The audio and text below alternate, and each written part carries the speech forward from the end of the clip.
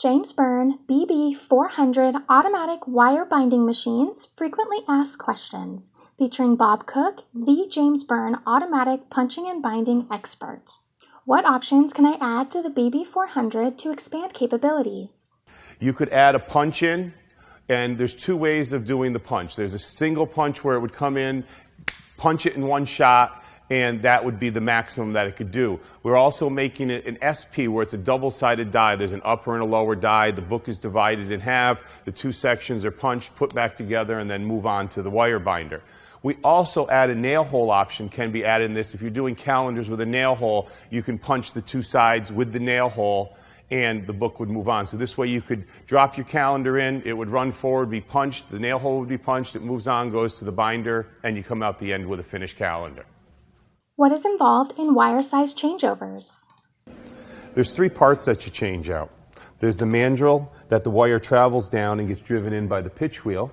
Then there's the turning in device that turns the wire into the book as it's traveling along.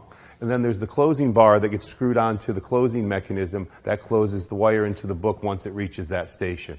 It takes about 15 minutes to do a complete changeover from one size to the other. What are the average production speeds?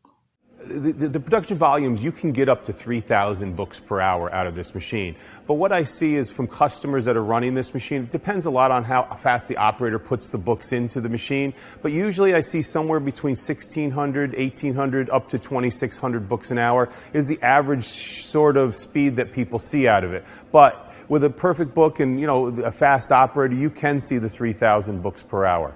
How do you keep the book aligned properly throughout the production cycle? The machine jogs at every just before it goes into every station on the machine. This way it keeps the holes in line in the book so that the wire can be inserted properly.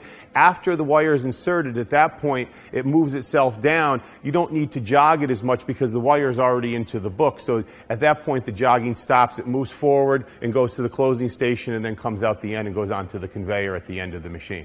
How is the wire fed into the holes of the book? The turning in device on the machine will turn the wire into the book as the book is traveling along. So it kind of goes like this and turns the wire into the book until the narrow and the broad loop are sitting flat against the bottom of the platform, and then it moves on to the closing station where the closing bar comes in and closes that wire. What are the power and air requirements for the BB400 machines?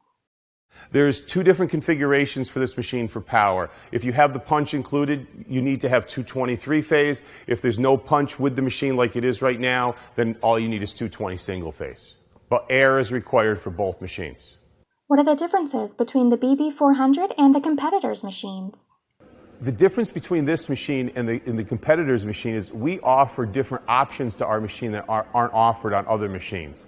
With this machine, we can offer a board feeder so that you can feed in easels. We offer a punch so that you can punch the product in line and then bring it out. We offer it with split punching where you can punch a thicker book so it allows you to do different books on the machine. And also we offer a nail hole option. So if you're doing calendars with nail holes, we can also put the nail hole in all in line. So all your operator is doing is dropping the calendar or the book in. It moves through the machine, gets punched, nail hole put in, gets bound and finished, and it's out the end.